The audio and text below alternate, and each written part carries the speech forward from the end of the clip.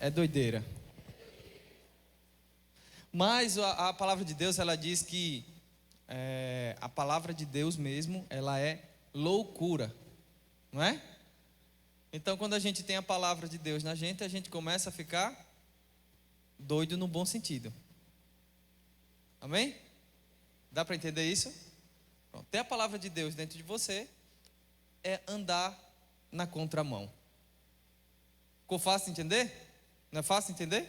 Que andar na contramão é quando temos a palavra de Deus em nós.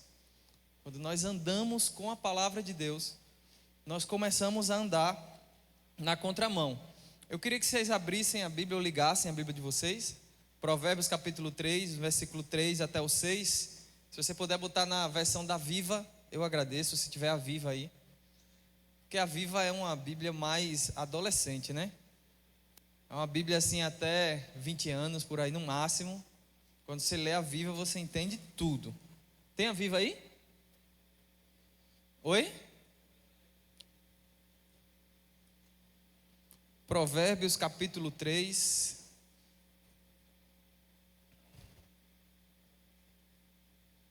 Se você quer uma Bíblia de fácil compreensão, a NTLH é fichinha para Viva, né? Você entende tudo na Viva. Tem? Acho que essa não é a Viva não, né? Espera aí, deixa eu ver aqui. Está escrito Viva, é? Deixa eu ver, viu? Obrigado.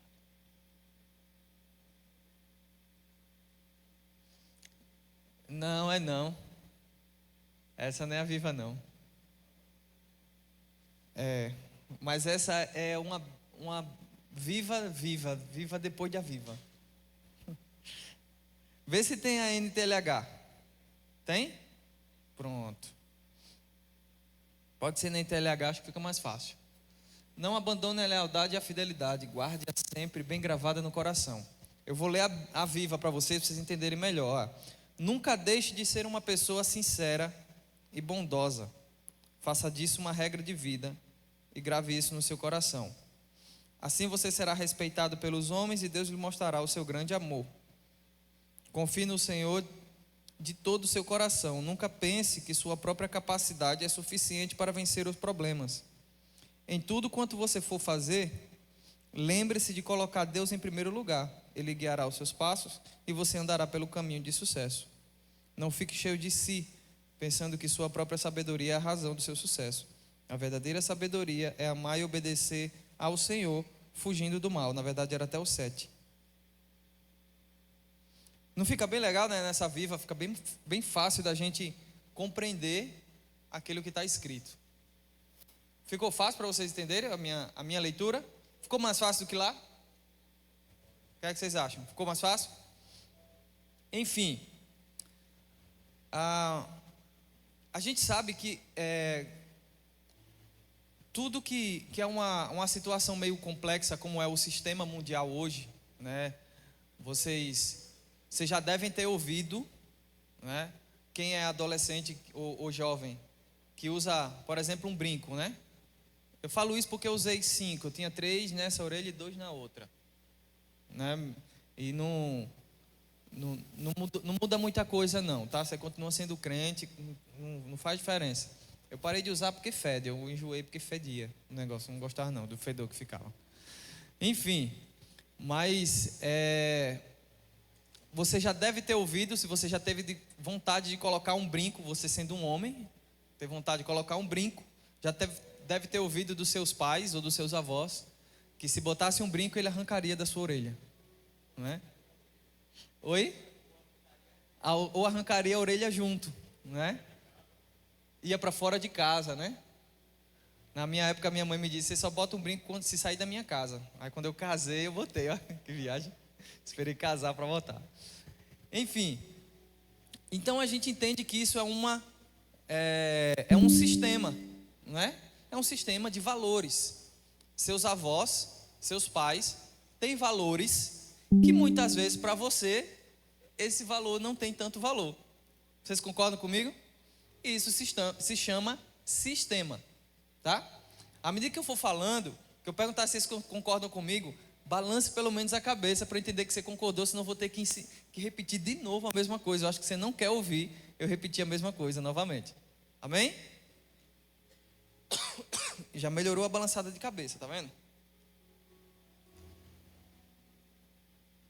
Agora sim, para viver de acordo com o sistema, ou seja, viver de acordo com o que já está acontecendo no mundo, a gente não precisa pensar muito. A gente só precisa ir. De repente, a galera inventa de fazer um corte de cabelo diferente. E aí todo mundo faz o mesmo corte de cabelo. Fica fácil. Fica. Na época, quando chega entre fevereiro e março, quando está o dito cujo do carnaval, todas as calopsitas são soltas. E aí todo mundo pinta o cabelo de amarelo ovo, de branco, nevou, não é? Então as calopsitas ficam tudo solta na rua. E o que é que acontece? É fácil fazer isso. Você olha, você diz, eu vou no barbeiro virar uma calopsita. Aí vai lá e vira lá uma jandaia, uma arara, qualquer coisa que seja, não é? De repente vem alguém e joga uma moda diferente, um estilo de roupa, um chapéu, uma volta, um tênis, né? Teve uma época que todo mundo só queria usar All Star, agora muita gente quer usar Vans. Então, seguir numa moda, num sistema, é a coisa mais fácil do mundo. Agora, andar na contramão desse sistema, para a gente andar na contramão de qualquer sistema, a gente precisa ser consciente e intencional. Dá para entender? Para andar na contramão de qualquer coisa, eu e você precisamos ser intencionais. A coisa mais difícil que tem é andar na contramão. Além de ser intencional, para quem já andou de bicicleta na contramão numa via de carros, você precisa ser muito atencioso, não é isso? Vai andar descuidado e vai para o meio da pista, você não está vendo. Você vai lá e de repente o carro vem com tudo, e agora para você voltar? Né? É mais difícil ainda. Se você está na mão correta, o carro que vem atrás de você, ele vai dar umas buzinadas até que você saia da frente. Mas se você está aqui, de repente do nada você vai para frente, aquele carro não vai frear, vai bater com você. E muitas vezes, andando na contramão, nós vamos trombar com situações, e aí você vai poder dizer nessa situação assim: maior é o que está em mim do que o que está no mundo. Isso é a palavra de Deus que diz. Por isso que a Bíblia é loucura. Está dando para entender? Então lá em Provérbios, quando a gente estava lendo aí no capítulo 3, fala, quem tá ouvindo esse conselho, acredita-se que nesse capítulo são os conselhos que Davi deu para Salomão. Salomão foi o cara mais sábio que já existiu. E é verdade. E não é o que o Pablo Marçal diz que ele é menino. Não é. Salomão foi o cara mais sábio que já existiu. E aí Salomão reescreve esses conselhos. Eu queria que você se atentasse um pouquinho para o versículo. Bota no 4, por favor. No 5, perdão, 5. Confie no Senhor de todo o coração e não se apoie na sua própria inteligência. E o 5? E o 6, perdão? Lembre de Deus em tudo o que fizer, e Ele lhe mostrará o caminho certo. Então assim, uma coisa que vai acontecer comigo e com você, é que muitas vezes nós erramos o caminho certo, ou paramos de andar na contramão e começamos a andar a favor do sistema, porque nós estamos culturalmente influenciados por aquela situação. É uma cultura que nos influencia. Então, para andar na contramão, a gente precisa andar não só na contramão, mas também na contracultura. Isso não quer dizer que num local que está todo mundo de terno, você vai chegar lá de sunga de praia. Não é isso. Não é isso a contracultura. Mas a cultura são os usos e costumes de um determinado povo. Vocês devem estar estudando essas coisas de cultura. E quando eu falo de cultura, vocês devem estar entendendo aí muito bem. Porque quer você esteja na universidade, que tem alguns aqui de 20 anos já, 18, 19 anos, quer você esteja no ensino médio ou fundamental, você sabe que você estuda sobre culturas passadas e eram costumes antigos. Já pensou alguém do século 17 por aqui? Aqueles caras que tinham umas perucas brancas, que andava assim com a roupa bem formal, né? Para você seria o quê? No mínimo estranho. Você olhar para esse cara e você dizer no mínimo que ele era doido, não é?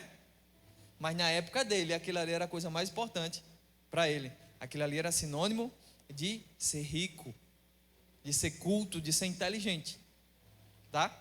É a mesma coisa, é quando você está vivendo pela palavra de Deus, pela Bíblia, é como se você tivesse com a peruca branca e com a roupa medieval. Por quê? Porque a palavra de Deus é a mesma coisa ontem, hoje e sempre será. A cultura da palavra de Deus, ela não muda, tá? E aí muitas vezes nós temos que lutar contra situações que acontecem conosco e que muitas vezes são muito percebidas nas nossas atitudes. E todas essas situações nos fazem andar a favor da cultura, a favor da mão errada e não na contramão do sistema. Tinha uma banda de rock que eu gostava muito, né? Gostava porque ela acabou, agora querendo voltar. Aí gravou 2 músicas, parou de novo. Chama Fruto Sagrado. E tem uma música deles que chama Na Contramão do Sistema. Quem gosta de rock, vai a dica aí. Um rock de vergonha que presta, com nenhum membro esquerdista, então é de Deus esse negócio. Vamos lá. Então, algumas coisas a gente termina praticando. Vou dar um exemplo para vocês.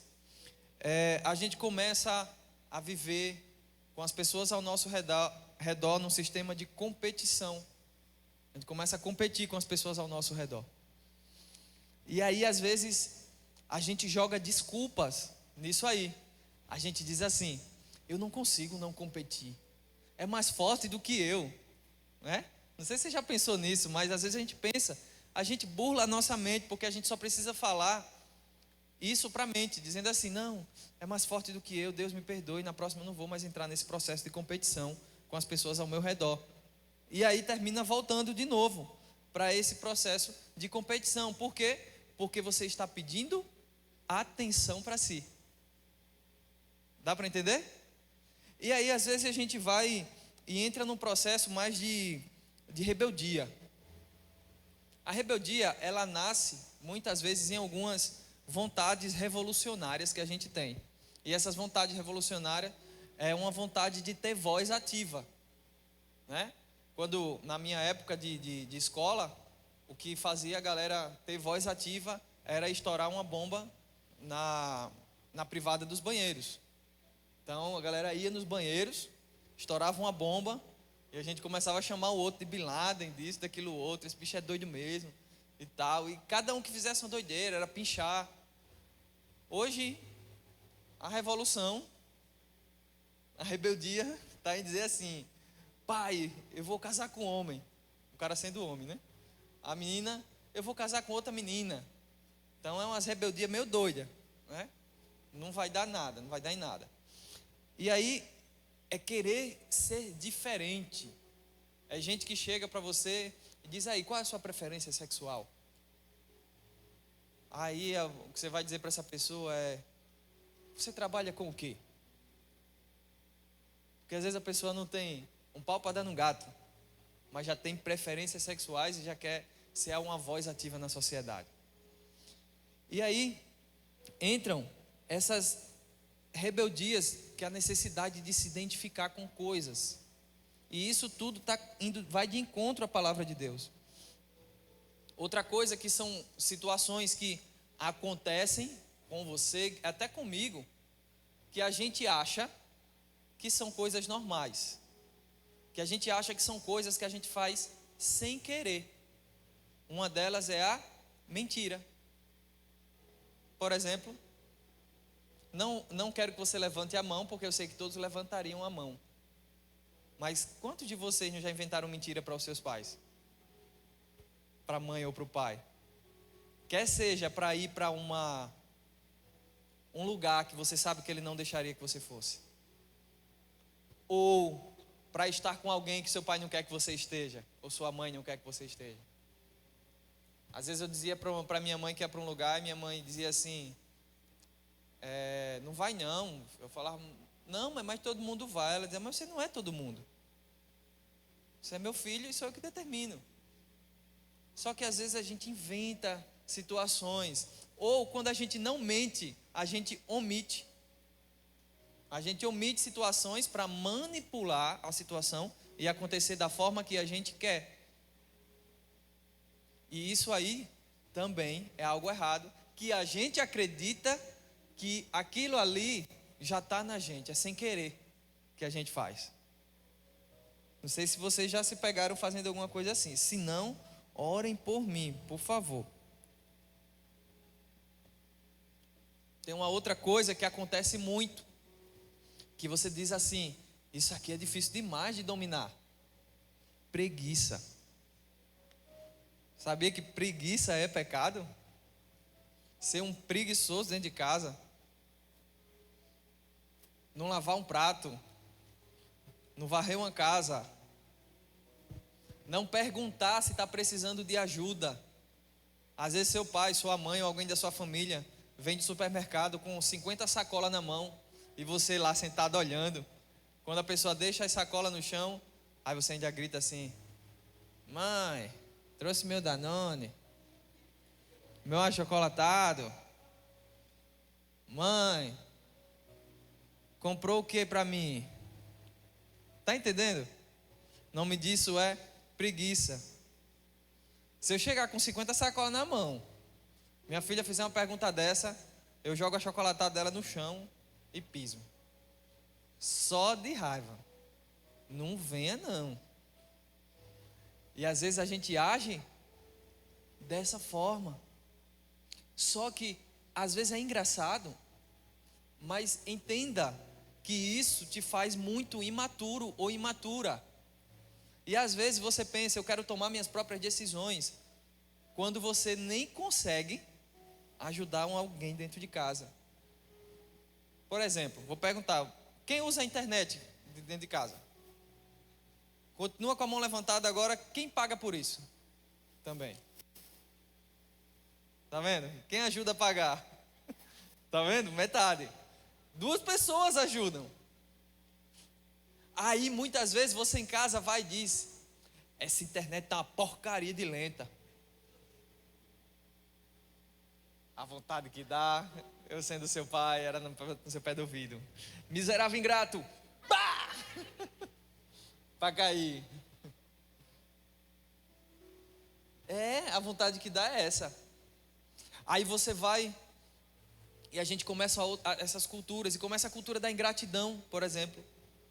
Está em casa, vai comer, termina de comer, aí no outro dia vai comer, aí diz, já estou enjoado de comer frango, já estou enjoado de comer carne. Há uma cintura usada no meio das pernas, para se mijar um pouquinho. Você sabe quanto custa um prato de frango?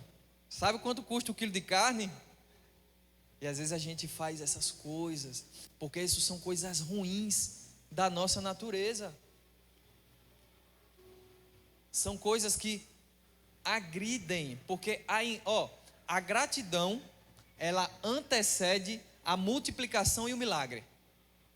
A ingratidão, ela antecede a divisão e a miséria. Quando a gente é ingrato, até o que a gente tem a gente perde. O cara chegou para multiplicar os talentos, era para multiplicar, não multiplicou. Disse para Jesus que não multiplicou, está aqui aquilo que você me deu. Ingratidão. Jesus olhou, servo mais negligente, mas ele não ficou aí não. Ele falou assim, até o que você tem vai ser tirado. Sabe por que muitas vezes seu pai, sua mãe ou algum familiar seu que lhe cria, que às vezes você não é criado por pai e mãe. Eu não fui criado pelo meu pai e assim, durante um grande período fui criado longe também da minha mãe. Então assim, eu sei o que é não ser criado nem por pai nem por mãe também, tá? se você for assim como eu fui. Mas, às vezes, quando a gente age dessa forma, com ingratidão, a gente está dizendo assim: eu não valorizo aquilo que você faz por mim, e aquilo que você faz por mim não importa. Se não importa, por que o seu pai faria mais por você? Por que sua mãe faria mais por você? Se você não demonstra amor. Eu fico olhando a palavra de Deus, e quando a filha fazia assim para o pai, ó, sabe o que acontecia na Bíblia? Vocês vão se assustar, porque a Bíblia é loucura, tá? Eu disse que era doideira, não foi? O pai cuspia na cara dela e dizia: saia da minha casa. Ela ficava 7 dias fora. Tá pensando que ia pra casa de parente? Era fora mesmo. Fora. Aí quantas vezes seu pai, sua mãe fala com você, vai fazer isso, aí você vai pro canto, tudo eu nessa casa, não faz nada, lava um prato. Quando lava um prato, deixa o prato ainda sujo, cheio de gordura. E a mãe: lava esse prato direito, menino, lava esse prato direito. O que é que você está merecendo? Uma pisa boa. Essa geração de mimimi, de não, vai traumatizar o menino. Vai não, já levei uma acabada de vassoura na minha canela que quebrou a vassoura no meio. Estou vivo até hoje, bonzinho, das ideias, não estou traumatizado. Não estou. Seu pai só faz, a gente vai conversar, começa, nem bateu. Não existe isso, gente. Outra coisa, a penúltima coisa que eu vou falar: desobediência. A desobediência, né, como o nome já diz, que é o contrário da obediência, ela não é somente uma ação que lhe fere. Ela fere a pessoa que pediu para que você fizesse algo. Para você ter ideia, a desobediência, ela chega a ser satânica. Satanás, ele foi desobediente desde o princípio, rebelde desde o princípio, mentiroso desde o princípio, preguiçoso desde o princípio. Todas essas características ruins habitavam no próprio diabo, no próprio Satanás, e habitam nele até hoje. A Bíblia diz que aquele que mente é filho do diabo. Olha para aí, que doideira. Isso não é loucura? Eu disse a vocês que era doideira. Ouvir a Bíblia é doideira. Não é igual: Jesus é amor, vem do jeito que está e permaneça. Não, vem do jeito que você está, mas mude. É diferente. Quando a gente desobedece, a gente está dizendo: sabe o que? Deus, o que você escreveu a respeito de honrar pai e mãe e obedecer não serve para mim, e eu não estou nem aí para o que o Senhor disse, que a minha vida vai ser prolongada se eu fizer isso. Estou nem aí para o que você disse. O que você disse para mim não importa. Eu não faço questão de viver mais. É isso que você está dizendo. Eu não posso nem dizer para você: não seja burro, porque isso eu estaria ofendendo o animal. Não faça isso, porque o burro não tem a consciência que você tem. Outra coisa que é muito ruim para a sua vida chama-se pornografia. E não adianta vocês fazerem cara de paisagem como quem não sabe isso, porque quem tem pelo menos o TikTok instalado no celular, vocês sabem muito bem o que é isso. Na minha época, quando eu era pivete, para se ter acesso à pornografia era uma briga, era muito difícil. Ou tinha revista, que hoje ninguém nem vê mais, nem existe mais isso, eu acho.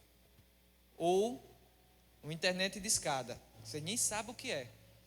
Se você reclamam da internet de vocês, que muitas vezes é de 100 mega, a minha era de 56 kbps, e não chegava a 56, dava 29 e 30. Sabe o que é 56 kbps, 29 e 30 kbps? É 0,0023 de 100 mega. Sabe o que é isso? Sabe um vídeo de 1 minuto? A gente apertava o play e botava para carregar. 1 da tarde, 4 horas a gente ia ver e estava na metade. Sabe o que é isso? 4 horas da tarde, a gente ia olhar o vídeo e ainda estava na metade de carregar. Porque vocês não vão entender nunca se eu não explicar assim. E quando a internet caía, a página fechava. E você perdia toda aquela espera. E está pensando que o vídeo era em 4K? Em HD? Não. O vídeo que a gente assistia, quando a melhor resolução que tinha era 480p. Sabe aquele pior celular que você já teve? Ainda é o dobro dessa resolução. Então, nessa época, eu vi pornografia. A pornografia da época parecia vídeo de Minecraft, se relacionando. Dá para entender o que é isso? O povo era tudo quadrado, porque a resolução era feia, terrível. Mas eu não tinha essa consciência de Jesus.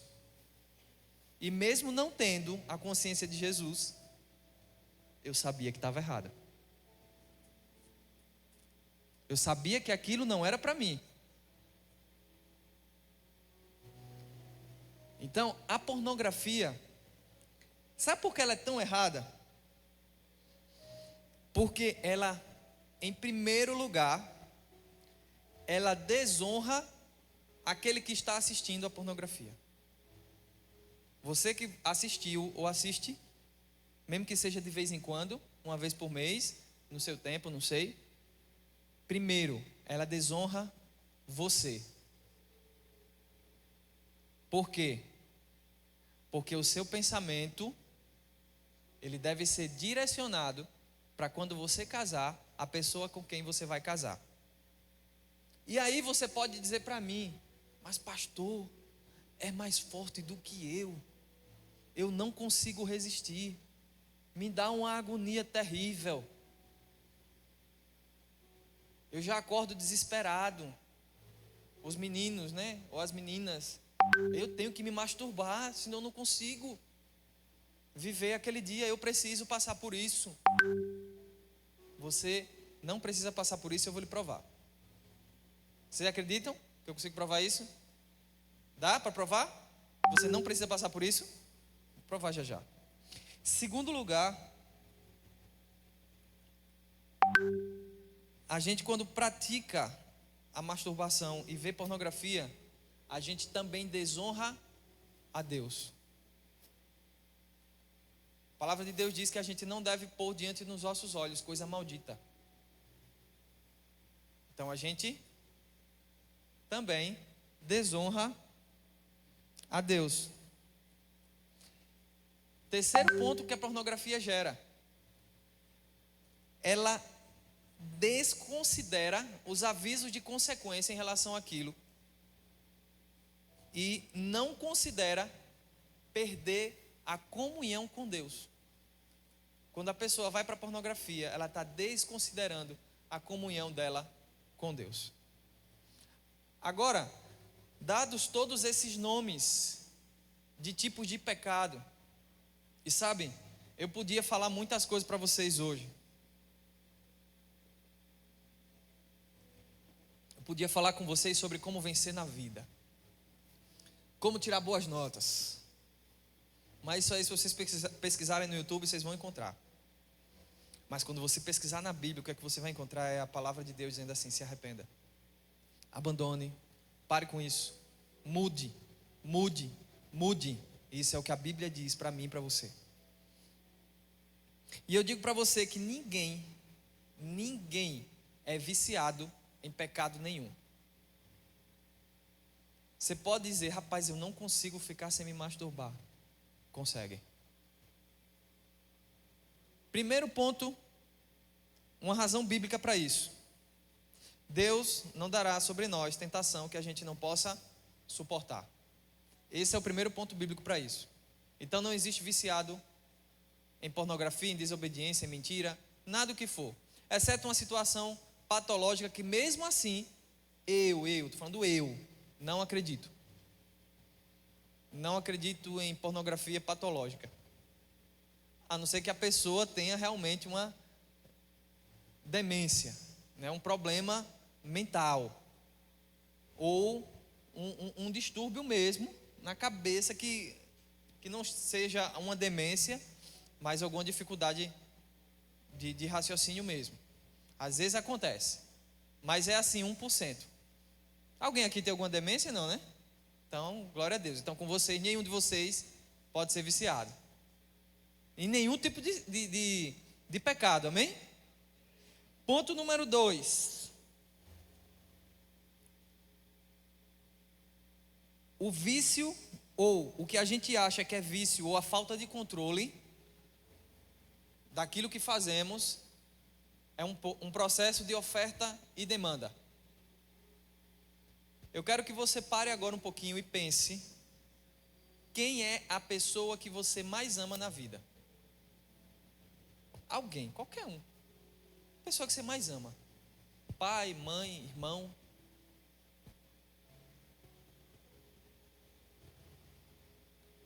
Todo mundo já pensou? Quem já pensou, levanta a mão. Quem não pensou, vou dar mais tempo. Todo mundo pensou, né? Tu não pensou, não? Então pense. Rapaz, já era para tu ter pensado, tu era para ser o primeiro. Pensou? Agora pensou, tá vendo? A pessoa que você mais ama. Pensou, né?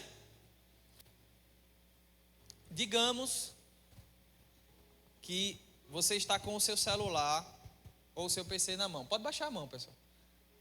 O celular ou o seu PC na mão. Pronto para ver pornografia. Pronto, totalmente pronto. De repente, entra um ladrão. Entra alguém, precisa ser ladrão não. Entra alguém na sua casa. E ele está com uma faca desse tamanho. E ele bota a faca no pescoço da pessoa que você mais ama.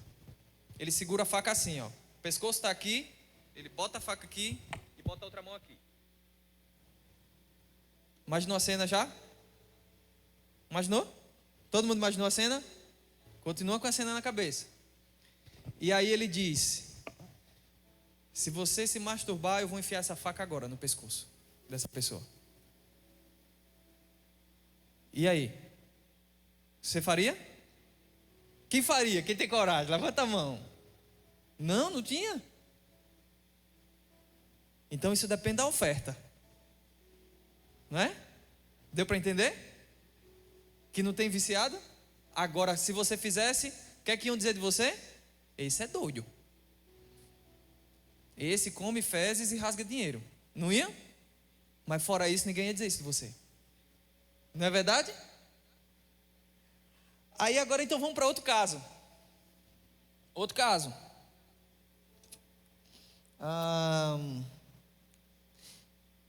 De repente você está lá com o seu celular. O mesmo exemplo, só que agora vai ser diferente. Você está lá e já vai procurar um site pornográfico. Xvideos, Pornhub, Pornotube, qualquer um desses, que alguns de vocês já acessaram, ou ainda estão acessando. Tá? E aí você chega nesse site lá, e vai abrir, só que ainda está carregando. E chega alguém com, eu vou dizer muito não. O que é que uma menina hoje... Pronto, para as meninas ou para os meninos com iPhone 15 Pro Max. Ele diz assim: se você não fizer isso, eu vou te dar um iPhone 15 Pro Max. Quem é o doido que vai fazer? Quem é? Alguém tinha coragem? Eu vou botar um iPhone menor, botar um 11 Pro Max. Alguém tinha coragem? Não tinha. Então isso depende da oferta. Dá para entender que quando você se masturba, você não está se satisfazendo, você está se prostituindo, você está se vendendo para Satanás. Você está se vendendo para o diabo, você está vendendo o seu corpo para o diabo. Sabe o que é que acontece para os homens? Vocês estão derramando um sêmen que no tempo certo seria um filho seu. Estão jogando fora, dando descarga na privada, ou colocando no papel higiênico, ou lavando as mãos na banheira na pia do seu banheiro. A mesma coisa as meninas. Dá para entender? Não é forte? Não é oferta? Então significa que o fato de nós praticarmos coisas, seja pornografia ou qualquer outra coisa, que a gente esteja pensando nisso, significa que nós não somos controlados pelos nossos desejos. Totalmente. Ninguém é controlado pelos seus impulsos. Dá para entender isso? Muitas vezes isso acontece porque nós achamos que não teremos punição por isso. Nós achamos que aquilo vai ser só mais uma vez, ou a última vez que eu vou fazer isso. Quantas vezes alguns que já pararam, alguns que estão querendo parar e ainda não conseguiram forças para isso. Eu posso dizer que não conseguiram forças porque não encontraram um motivo que te desse alegria para parar. A palavra de Deus fala de um homem que tinha um terreno muito valioso e de repente ele vendeu aquele terreno. Ele vendeu aquele terreno. Já pensou o cara vender um terreno gigante para comprar uma pedra? Essa pedra deveria valer muito. E a Bíblia diz que ele encontrou uma pedra de maior valor. Só que valores, eles não são financeiros. Valores, eles são espirituais. Valores são princípios. Existem coisas que você não abre mão. Isso vale muito para você. Isso se chama princípio. Quantos entenderam o que eu falei? Aí, quantos aprenderam? Você sabia que existe uma diferença de entender e aprender? Eu vou explicar a diferença entre entender e aprender. E por isso eu posso dizer para vocês que metade do que levantou a mão não sabia nem o que estava falando. Tá? Certo. Vou explicar. Vocês não entenderam ainda. Entender é um processo da mente. Tá? Quem já assistiu filme de luta? Aqui. Quem gostou de Cobra Kai, por exemplo? Cobra Kai. Quem assistiu Cobra Kai? Ó, já... Vamos pensar num desenho, né? Algum desenho de luta, alguma coisa assim que tenha uma coisa bem difícil de fazer. Sabe aqueles bonecos que voam, dá 3 mortais no ar e de repente dá um chute? Vamos lá, o cara chega, ele tem que dar um chute aqui, ó, nessa altura. E aí você vê o cara desse tamanho, lutador de Kung Fu. O cara olha assim e faz... Acerta lá em cima, velho. Tem uma garrafa. Ele bate na garrafa, a garrafa gira e cai em cima. Em pé de novo. Vocês entenderam o que ele fez? Entenderam. Aprenderam o que ele fez? Vai lá e tenta fazer. Então você entendeu. Aprendeu não. Sabe quando é que você aprendeu? Quando você abandonou aquela prática. Então não vou pedir mais para levantar a mão para ninguém se denunciar. Mas vocês entenderam. Mas quem levantou a mão e ainda continua nas práticas dessas coisas erradas, vocês não aprenderam. E você acha que aquele cara ali aprendeu como dando aquele chute? Foi de primeira que ele aprendeu? Quem sabe aquele chute é o número 50.000 dele, para que ele aprendesse. Para aprender a gente precisa de persistência, não só persistência. Olha para quem está perto de você e diz assim: eu e você precisamos de alguém que nos ensine. O pior erro da sociedade é fazer jovens andarem somente entre jovens. Você precisa andar com alguém mais velho que vai te ajudar e te direcionar. Não faz isso, que isso aqui está errado. Você vai se quebrar e isso aqui vai acontecer com você. Deu para entender o que é aprender?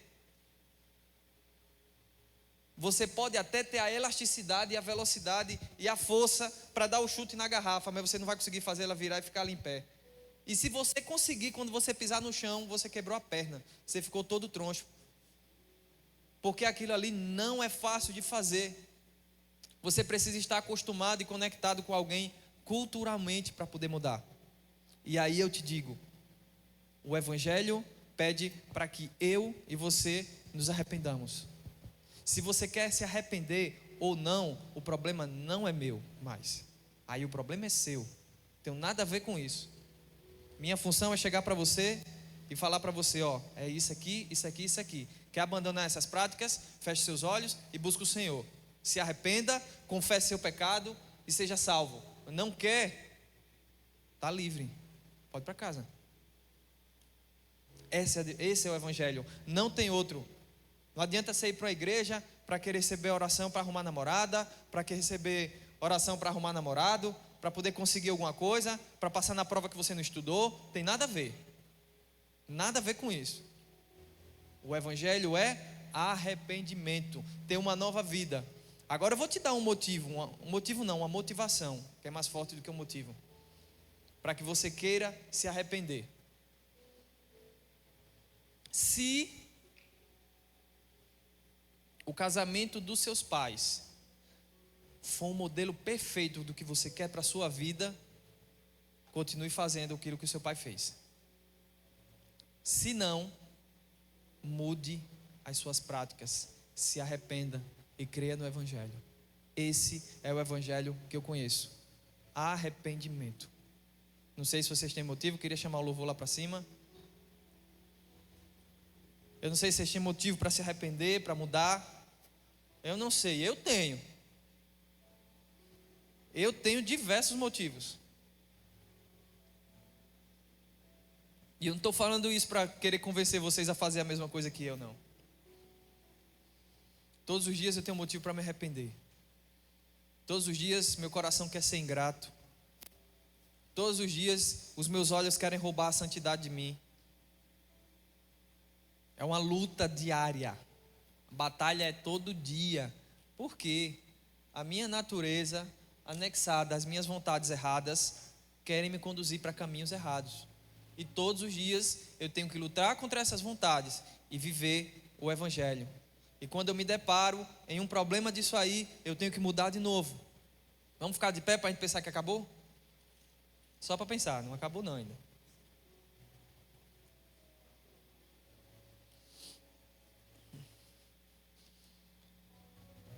Queridos,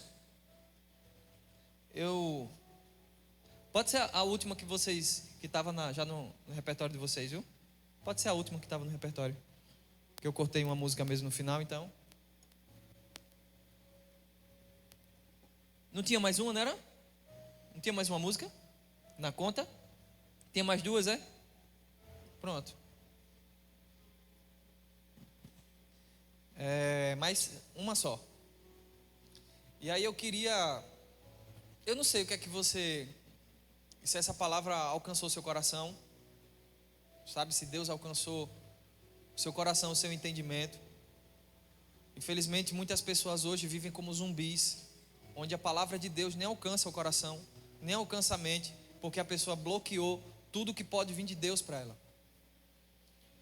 Às vezes acontece, muitas vezes nós não queremos nos arrepender, porque nós nos achamos autossuficientes e prontos para definir como vai ser a nossa vida. Mas se de repente Deus falou com você, se algumas das coisas que foram faladas aqui, desculpe até minha forma de falar, que às vezes eu sou meio forte no jeito de falar, pode ser que eu tenha machucado você, a intenção não foi essa, eu só quero que você morra para as suas vontades, para os seus desejos, só quero que você morra para aquilo que você sabe que é errado e mude de verdade, porque é muito difícil você ver alguém que você ama andando de ré em direção a um precipício e você não dá um grito para que ela desperte. Imagine alguém que você ama muito, com sonambulismo, e essa pessoa começa a andar assim de ré, só que ela está indo para um precipício muito íngreme, uma montanha muito íngreme, e ela já está perto da ponta, e você tem duas opções: ou você grita e acorda o sonâmbulo e machuca ele porque ele vai ficar assustado, coração acelerado, ou você deixa que ele caia e morra. O que é que você vai fazer? Você vai gritar para acordar aquela pessoa que você ama? Não vai? É por isso que eu estou sendo um pouco forte com vocês, porque a mesma palavra que diz arrependam-se, a mesma palavra que diz vocês são geração eleita, sacerdócio real, nação santa, povo adquirido e exclusivo de Deus, feitos para anunciar as virtudes daquele que vos chamou das trevas para a sua maravilhosa luz. Vocês são pessoas que nasceram para ser diferente. Se você está aqui nessa noite, e isso aí não é uma palavra de efeito, mas se você veio aqui nessa noite, é porque Deus quer usar você para mudar a história da sua casa, para mudar a história da sua família, para mudar a história da escola que você estuda, para mudar os locais onde você pisar.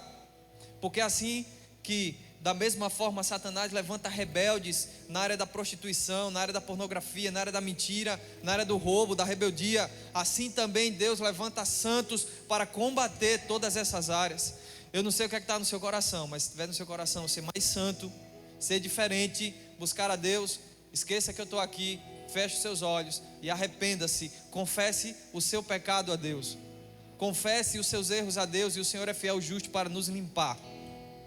Se você quiser vir aqui para frente, se você estiver precisando receber oração, você está convidadíssimo a estar aqui na frente junto com a gente em oração, buscando a Deus, buscando sua santa palavra, dizendo: Senhor, me perdoa. Você pode estar orando aí: Senhor, me perdoa, eu tenho sido rebelde com meus pais, eu tenho sido um filho ou uma filha desobediente, eu tenho sido um filho ou uma filha preguiçoso, eu tenho sido alguém que mente, eu tenho sido alguém que não é verdadeiro dentro de casa. Você pode dizer: pai, eu tenho sido alguém que vive na prática da masturbação. Por isso que eu falei todos esses, para que você não seja identificado porque você veio aqui na frente, mas que assim como eu, você seja identificado porque é um pecador e precisa de arrependimento. Assim como eu sou o primeiro a estar aqui na frente, porque eu preciso de arrependimento todos os dias. Todos os dias eu preciso de arrependimento. E eu acredito que esse é um momento da ação de Deus, para purificar as nossas mentes, o nosso coração, o nosso entendimento e a nossa maneira de agir. Fique à vontade se você quiser vir aqui para frente. Se você não quiser, eu vou entender que você já se arrependeu também há muito tempo e não precisa disso, tá? Fique à vontade.